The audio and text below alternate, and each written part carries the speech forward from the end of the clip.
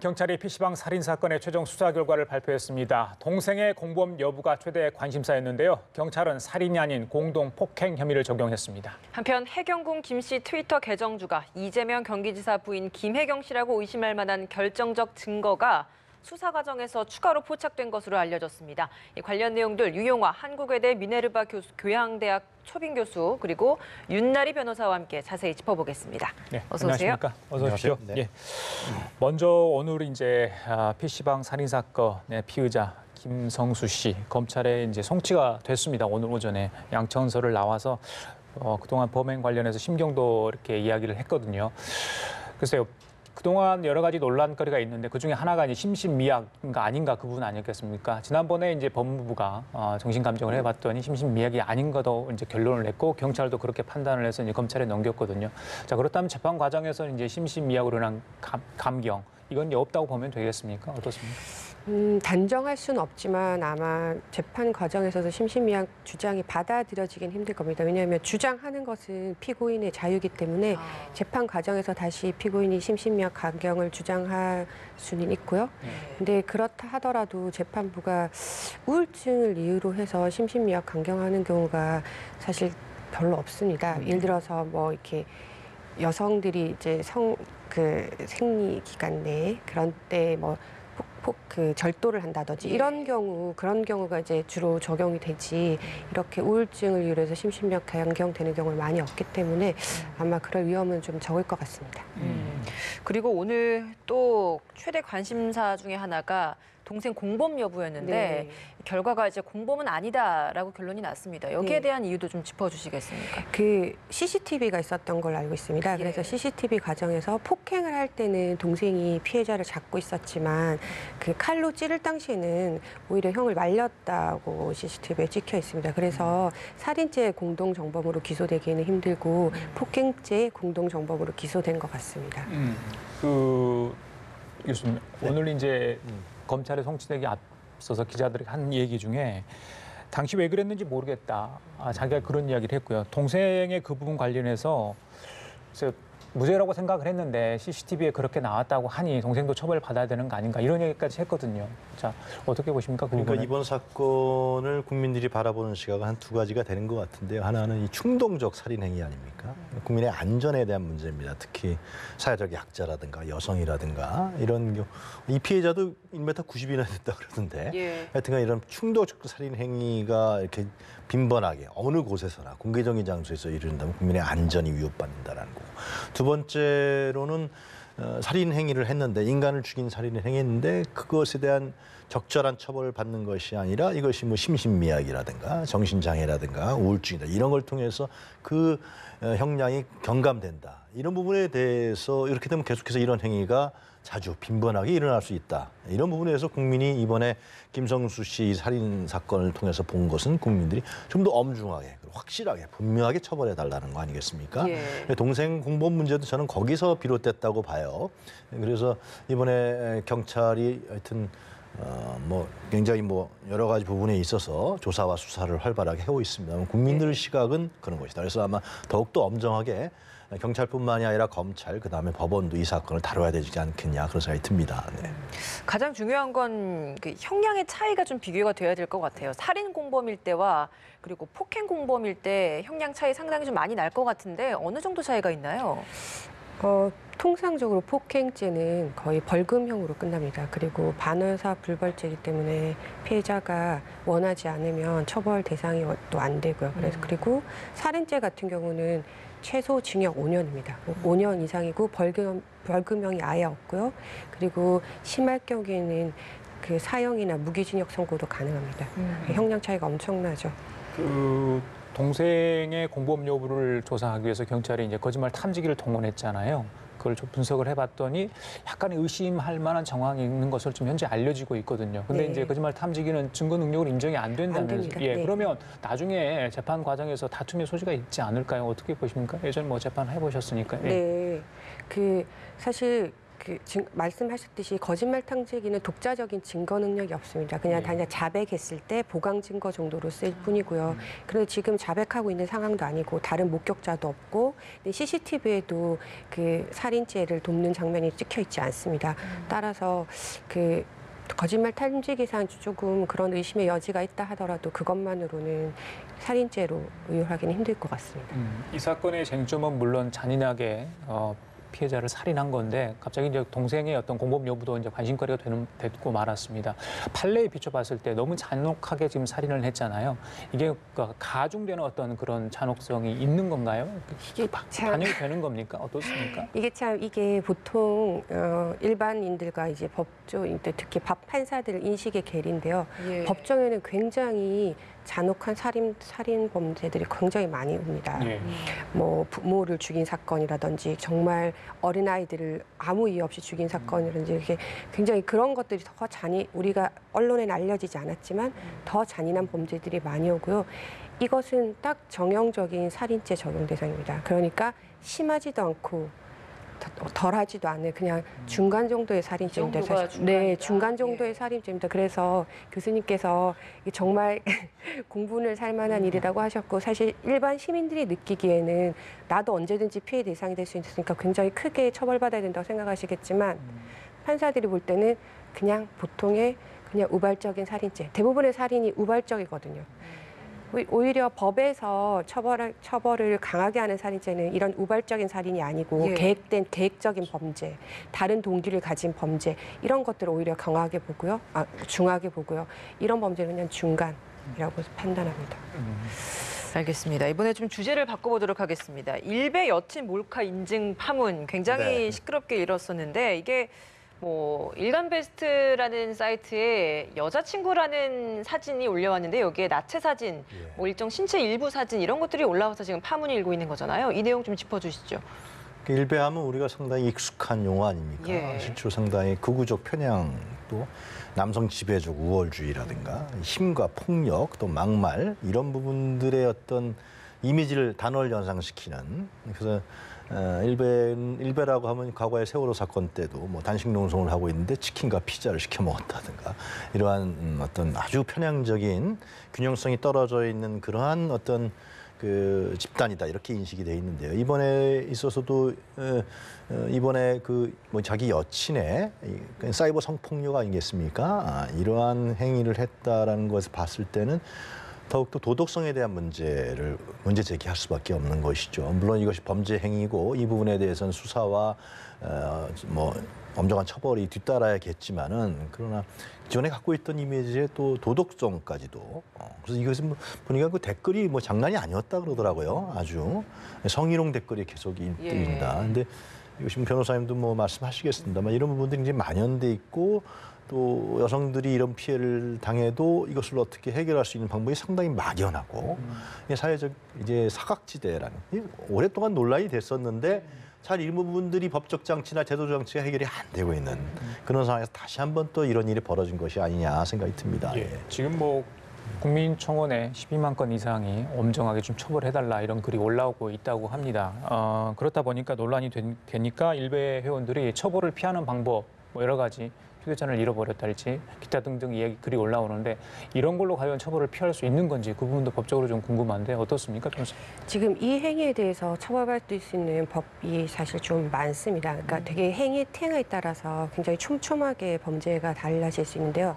지금 핸드폰을 잃어버렸다. 이것은 자기가 촬영한 것은 아니다. 불법적으로 촬영한 것은 아니다라는 증거를 없애라는 뜻입니다. 그렇지만 불법적으로 촬영한 건 아니라 하더라도 올리는 행위 자체로도 그 처벌이 또 다른 범죄에 또 처벌이 되거든요. 예. 이게 굉장히 다양하게 촘촘하게 되는데 다만 불법 촬영을 한 게 가장 큰 범죄이기 때문에 예. 그런 조언이 올라온 것 같습니다. 그 경찰서에 문의를 했더니 몰래 찍은 사진만 잡혀간다고 했다. 여자친구가 고소하지 않는 이상 문제가 없다는 답변을 들었다라는 글도 담겨 있었거든요. 네. 이 내용도 사실인가요? 그것도 어떻습니까? 사실은 아닙니다. 불법 촬영한 것은 불법 촬영한 대로 처벌을 하고요. 불법 여자친구 그 촬영 당시에는 여자친구가 동의했다 하더라도 예. 그 올릴 때 올릴 때 동의하지 않으면 역시나 그것도 처벌이 됩니다. 그리고 여자친구가 고소하지 않더라도 원칙적으로 처벌이 되고요. 네. 법은 어떤 법이 적용되고 또 처벌 수위는 어느 정도입니까 이게? 지금 불법 촬영했을 때 그리고 그 올리는 행위를 동의를 받지 않고 올렸을 때는 그 성폭력 범죄 처벌, 성폭력 특례법이 적용이 됩니다. 그래서 이거는 사실 형이 꽤 세고요. 5년 이하의 징역, 그다음에 1,000만 원 이하의 벌금입니다. 그리고 심지어는 이게 성범죄자로 등록이 돼서 신분 공개가 됩니다. 원칙적으로. 네. 그래서 상당히 센 범죄고요. 그렇지 않더라도 이 온라인이나 이런 상에 이렇게 음란한 동영상이나 사진을 게재했을 경우에는 정보통신망법에 또 저촉이 돼서 또 처벌을 받습니다. 이것은 좀 비교적 경미한 범죄인데요. 1년 이내의 징역이나 혹은 1,000만 원 이하의 벌금. 이 처벌됩니다. 법적인 거라서 하나만 좀 더 여쭤보자면 사실 이 게시물을 올린 것도 문제인데 관리하는 서버 책임자의 문제도 물을 수 있을까라는 것도 궁금하거든요. 그렇죠. 사실은 이 사람들이 방조범으로 처벌 가능성이 있습니다. 특히 일베 같은 경우요. 그 서버 관리를 그러니까 사실 이런 사람들은 그 서버에 올라오는 게시글이나 이런 걸 통해서 간접적인 수익을 창출하지 않습니까? 그래서 사실 이런 것들을 오히려 그냥 방조하면서 수익을 취할 가능성이 많습니다. 그래서 일부의 사이트 관리자들도 이런 게시물이 올라온 것을 알면서도 삭제하지 않고 조치를 취하지 않았을 때는 방조의 책임을 물을 수도 있습니다. 각 제가 말씀드린 범죄에 대한. 예. 네. 워낙 유명한 사이트에 이게 올라와 있기 때문에 논란이 되는 것 같은데 우리가 모르는 사이트도 이런 관련 음란물이랄지 사이버 성폭력이 횡행하고 있다는 거 아니겠습니까? 경찰이 뭐 한 100일 동안 집중 단속을 했는데 매일 막 37건 정도가 이렇게 적발이 됐다고 합니다. 이게 심각한 거 아니겠습니까? 이렇게 정말 범람하는 이유는 어디 있다고 보세요? 지금 말씀하신 대로 경찰에서 3,660명을 검거했다라든가요. 아주 대단해요. 8월부터 몇 개월 안 했어요. 그러니까 지금 말씀하신 대로 이게 성행하고 있다는 거예요. 그리고 이제 물론 처벌법의 성폭력 처벌법도 있고 특례법도 있지만은 실제로 이런 피해자들 얘기는 이걸 어떻게 해야 될지 잘 모르겠다. 또 경찰에 얘기하면은 그거는 그 수사에 대한 어떤 간결성이라든가 수사에 대한 어떤 그 광범위성 이런 부분들이 약하다. 이런 얘기들을 많이 하고 있단 말이죠. 그래서 실제로 피해자 여성들은 이것은 또 하나의 사회적 살인이라고 얘기하고 있습니다. 실제로 그렇지 않습니까? 사회적 살인이나 마찬가지죠. 그런 측면에서 봤을 때 현행법들이 뭐 구속 수사라든가 엄정 처벌이라든가 이런 면에서 취약하다라고 미약하다 이렇게 여성단체에서도 얘기하는 게 사실인 거고요. 그래서 이 문제에 관해서 특히 이제 또 익명성이 들어갈 수가 있는 것이고 지금 뭐 일베 사이트에서 얘기한 것처럼 핸드폰을 잃어버렸다라 이런 식의 어떤 법망을 피해 나가는 여러 가지 부분들이 이 온라인상의 커뮤니티에서 이루어지고 있고 이번에 양지원 씨 사건은 웹하 카르텔이라는 문제도 있고요. 그래서 이런 부분들이 이것을 이제 일각에서는 자정 노력이 필요하다 그러는데 제가 보기엔 자정 노력은 아닌 것 같고요. 좀 더 이 관련해서 국회에서 논의를 해야겠지만 정부나 관련 부처나 좀 더 이것을 방지할 수 있는 그런 엄정한 처벌이라든가 제도 이런 부분들이 더욱더 보강되고 강화되어야지 않을까 그런 생각이 듭니다. 예. 실제 법으로는 촘촘하게 다 단속을 할 수 있는 법망이 다 있다라고 이야기를 하시지만 현실에서 보시기에는 이래저래 많은 구멍들이 있다. 실제 피해자들은 그 피해에 대한 제대로 된 처벌, 그 가해자에 대한 처벌을 받을 수 있게 할 수 있는 법망이 좀 부족한 것 같다라는 이 인식에 대해서는 어떤 입장이십니까?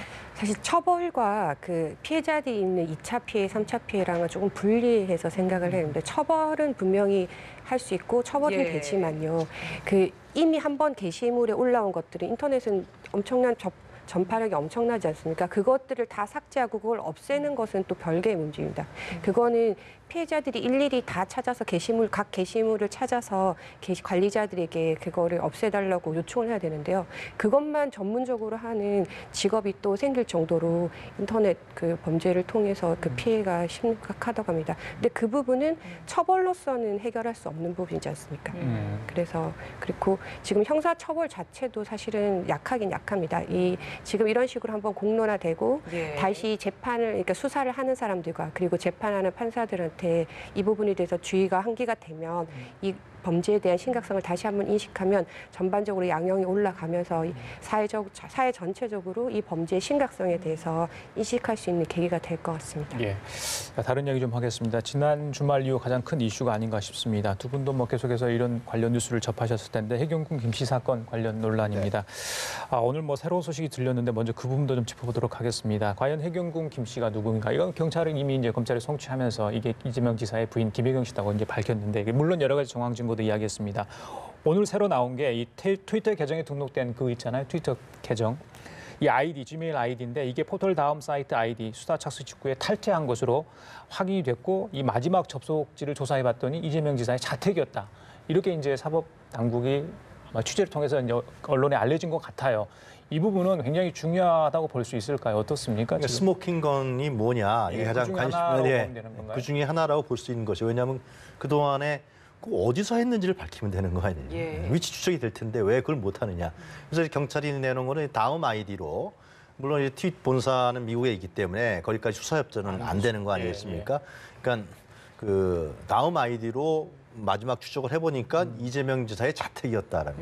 자택에 사는 사람은 뭐 이재명 지사와 부인 그리고 가족들밖에 없을 테니까요. 물론 어떤 해명이 나올지 뭐 반박이 나올지 모르겠습니다만 그렇기 때문에 실제로 경찰에서 내놓은 스모킹 건이다 이렇게 볼 수가 있고요. 그러면 이재명 지사가 또 어떤 반박을 할지 좀 지켜봐야겠습니다만 그러나 이 점은 있는 것 같아요. 트윗 부분에 대해서는 이제 이것이 어떤 뭐 비밀번호가 유출됐다. 비밀번호하고 그다음에 이제 뭐 이메일 주소라든가 그다음에 핸드폰 번호를 알면 누구든지 이제 계정 등록을 할 수 있는 거 아닙니까? 뭐 우리가 대부분 다 그렇게 하셨을 거예요. 그렇기 때문에 여러 사람이 할 수가 있다. 또 여러 사람이 공유할 수가 있다. 이런 식의 또 이제 이재명 지사 측의 반박이 나오기 때문에 그러니까 이걸 어떻게 결국은 이제 뭐 이게 법정까지 가게 되면 검찰에서 경찰에서 확실한 증거를 제시해야 되는데 이 점에 대해서 이 지사는 아니다라고 또 김혜경 씨도 완강하게 부인하고 있기 때문에 이런 스모킹건들이 이제 지금 문제를 제기하고 있는 부분에 대해서 경찰이 딱딱딱 내놔야 되는 측면들이 있는 것이죠. 그리고 이제 경찰이 아마 이런 걸 알려줬다라고 한 것은 여론전이 또 이게 있지 않습니까? 이 지사가 반박 기자회견을 해야 되고 하고 막 그러니까 이것에 대해서 여론전이기 때문에 여론전에 대한 한 일환인 것 같은데요. 이 문제는 하여튼 좀 여러 가지로 복잡한 문제가 또 정치적인 문제까지 꼬여 있어갖고 있는 것 같아요. 일각에서는 좀 이런 시각도 있는 것 같아요. 이게 사실 이재명 지사 측이 반박할 수 없는 강력한 스모킹 건이라면 굳이 재판까지 가서 이걸 공개할 것이 아니라 미리 공개를 해서 여기에서 유무죄를 또 미리 판단할 수 있는 부분 아닌가라는 이야기를 하는데 이걸 굳이 재판에까지 가서 공개를 하겠다라고 하는 건 뭐 재판에서 이건 뒤늦게 공개를 하면 좀 더 유리한 방향으로 흘러가거나 이런 게 있는 겁니까? 아무래도 미리 공개를 하면 다양한 방어 전략을 구사할 수 있으니까 그러니까 핵심적인 것들을 몇 개를 좀 감춰두고 그 소송 전략을 좀 감춰둔다는 이런 의미가 있지 않을까 싶습니다. 네. 그 일단 해경군 김 씨의 트위터 아이디 자체가 영문 이니셜이 있고요. 그 다음에 숫자가 있잖아요. 숫자 6자리거든요. 이게 제가 이야기를 하지 않겠습니다. 근데 그 부분까지 똑같을 수가 없다는 거예요. 그럼에도 불구하고 경찰에서 얘기하는 게 그럼에도 불구하고 이제 이재명 지사 측은 아니다. 그렇다면 이 트위터 계정도 굉장히 많은 사람들이 이제 동원이 됐을 가능성이 있다라고 또 주장을 하잖아요. 그렇다 보면 이게 공범 가능성이 있는 건가? 아니면 정말 누군가가 나서서 이게 지인이 될 수 있고 지지자가 될 수 있으면 이 시점에 내가 했다. 그리고 나설 사람은 전혀 없는 상황이잖아요. 그러다 보니까 이게 이재명 지사의 부인인 김혜경 씨가 한 것 아니냐. 지금 이렇게 이제 경찰도 생각을 하고 있고 그 실제 선물 조사를 해봤더니 경찰이 또 주장이 맞는 걸로까지 여론조사가 나왔잖아요. 이재명 씨가 직접 한 거 관련해서는. 지금 상황은 어떻게 좀 보세요? 그러니까 제가 보기엔 두 가지 점입니다. 그러니까 경찰이 아니라 이 지사 측에서 밝혀야 될 두 가지 지점은 하나는 김혜경 씨가 그렇다면 자신이 뭐 이재명 지사 얘기로는 내가 만약에 하게 되면은 그 뭐 범인 이름을 자백할 수도 있다라는 측면에서 안 한다 그랬는데 미국에 있는 본사에 김혜경 씨가 이 문제에 대해서 얘기를 할 수 있다라는 거죠. 본인이 아니라 그러면은 이거 해명을 누구 거냐? 내가 이렇게 범죄 행위로 처벌받게 생겼는데 이 점에 대해서는 미국 본사에서 이걸 해줘야 되는 거 아니야? 협력해줘야 되는 거 아니야? 이렇게 얘기를 할 필요가 있고 또 해야 마땅하다라는 측면이 존재하는 거고요. 두 번째는 만약에 그럼 김혜경 씨가 그 트윗의 실계정주의가 아니라 그러면은 진짜 이러한 그 내용은 이재명 지사를 옹호하는 사람 아니겠습니까? 뭐 누구다, 50대 누구다, 뭐 그런 얘기까지 나오고 그러는데 그러면 그 사람이 이 문제에 대해서 얘기를 해줘야 이 지사가 그 찬성하는 곤혹스러운 입장을 피할 수 있다라는 겁니다. 그런 측면에서 봤을 때는 이 두 가지 점이 이재명 지사 측에서 해결돼 나와야 된다라는 것이죠. 경찰은 경찰대로 스모킹건이라든가 수사하고 조사한 부분들을 밝혀내고 이제 뭐 검찰 법원으로 가겠습니다만 그래야 아마 이 논란 부분들이 좀 이재명 지사한테 지금 씌워져 있는 여러 가지 의혹과 논란 부분들이 이 사건에 관련해서요 좀 해명될 수 있다라는 생각이 듭니다. 예. 변호사께서 보시기에는 이번 양측의 이런 주장, 이 사건에 대해서 좀 어떻게 보고 계십니까? 지금 나온 증거만으로는 아무래도 이재명 지사 측에 좀 불리할 것 같습니다. 왜냐하면 지금 제가 또 본 그 신문 기사에 의하면 이 지메일 트위터 계정에 있는 지메일 이메일을 이재명 지사의 의전 비서관 중 한 명이 본인이 만들었다고 인터뷰한 기사를 봤거든요. 그러니까 이 이메일 자체는 본인이 만들었고 그리고 많은 보좌진들이 대여섯 명이 그걸 공유하면서 관리했다라고 진술한 바가 있습니다. 물론 트위터는 본인은 만든 적이 없고 이 사람들도 만든 적이 없다. 그래서 이 지메일 아이디가 도용된 것 같다고 하지만 사실은 좀 그럴 가능성이 많이 없고 또 하나 이재명 지사가 이 트위터를 통해서 이 해경군 김 씨와 연락을 주고받은 적이 있습니다. 그러면 이 트위터에 있는 계정을 살펴볼 수밖에 없는데요.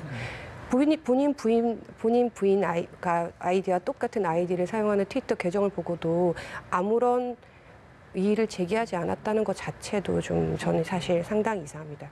그리고 마지막으로 핸드폰이야말로 지금 핸드폰 처음 사용하던 핸드폰을 지금 어디에 있는지 모른다고 하는데요.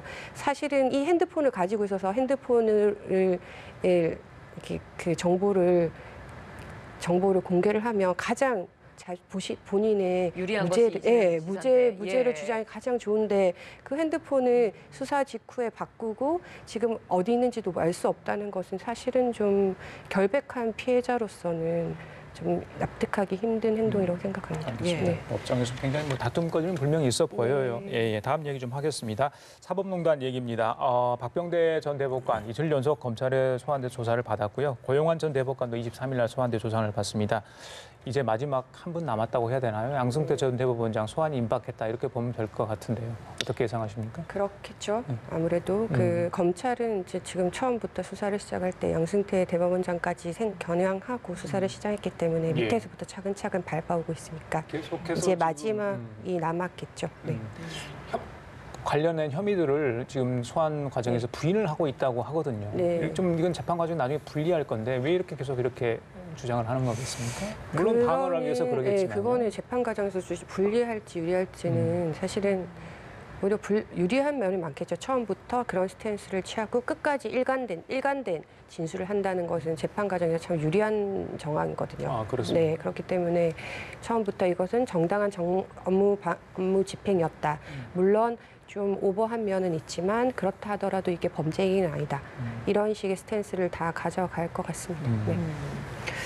법관 대표회의에서 이제 탄핵 소추와 관련된 의견이 또 이야기가 나와서 이 부분도 논란이 되고 있는 것 같은데 사실 이 법관 대표회의가 대표성이 있느냐라는 논란까지 지금 또 나오고 있더라고요. 법원에서의 의견을 취합을 해서 간 것이 아니라 취합을 했음에도 불구하고 본인 개인의 의견대로 투표를 했다라는 주장도 나오고 있거든요. 어떻게 보고 계십니까? 상당히 예민한 문제니까 법원 내부에서 그런 얘기가 나오는 것 같아요. 그래도 이제 법관 대표회의인데요. 대표라는 말이 붙었다는 건 대표성이 있다는 거 아닙니까? 일반 판사들의 의견이기 때문에 존중해야 될 거라 생각이 들고요. 근데 왜 두 가지 지점이 있는 거죠. 하나는 지금 이 문제에 관련해서 굉장히 이게 상권 분립에 대한 문제, 또 사법부의 신뢰에 대한 문제, 법원의 신뢰, 국민적 신뢰를 회복하는 문제 이런 부분인데 이걸 어떻게 치유할 거냐, 어떻게 이걸 개혁할 거냐, 개선할 거냐라는 문제에 초점이 있습니다. 그래서 지금 이제 상당히 보수적인 시각이라든가 일반적인 시각은 법원 내부에서 당신들 좀 해봐라 이거 아니겠습니까? 외부에서 들어가다 보면은 이것이 사법부의 독립성 문제라든가 이런 부분들이 훼손될 가능성이 있으니까 내부에서 좀 해봐라는 것인데 그래서 이제 판사회의가 소집된 거 거기서 이제 53대 43으로 탄핵 소추하겠다는 것인데 근데 이 부분이 계속해서 또 법원에서 논란이 된다면은 그럼 누가 할 겁니까? 지금 이러한 법원 거래를 했다, 아니 뭐 재판 거래를 했다, 예를 들면 정치적 편향성, 이념적 편향성에 따라서 뭐 판사 배당을 했다. 이런 여러 가지 문제들과 의혹들이 나오고 뭐 전 대법원장뿐만 아니라 전 대법관들이 수없이 검찰에 좀 불려나가고 뭐 한두 명이 아니라는 거 아닙니까 지금? 이 문제에 대해서 뭐 어떻게 해결할 거예요?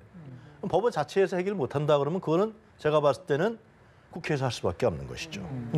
그러면 이 법원의 신뢰가 회복이 안 되는데 법의 원칙과 법의 형평성 부분들이라는 것은 이 사회를 움직여 나가는 아주 근간입니다. 아주 기본인데 근간인데 이 흔들려 버리면은 어떡할 거냐. 그것은 결국은 국회에서 이 문제를 국민의 대표 기관인 국회에서 이 문제를 얘기해 볼 수밖에 없다라는 생각이 좀 듭니다. 예. 판사 출신 우리 변호사님 하나만 더 여쭤볼게요. 법관 대표회의가 그 소속 법원의 그 판사들의 의중을 충분히 반영해서 대변하는 겁니까? 어떻습니까? 평소에 예전에 계실 때 보면. 사실 이런 법관 대표회의가 제가 법원에 있을 때는 없었습니다. 아, 그래요? 제가 네. 법원에 나오고 직후에 이 사태가 터졌기 때문에 그때 예. 이제 법관 대표회의가 생겼고요.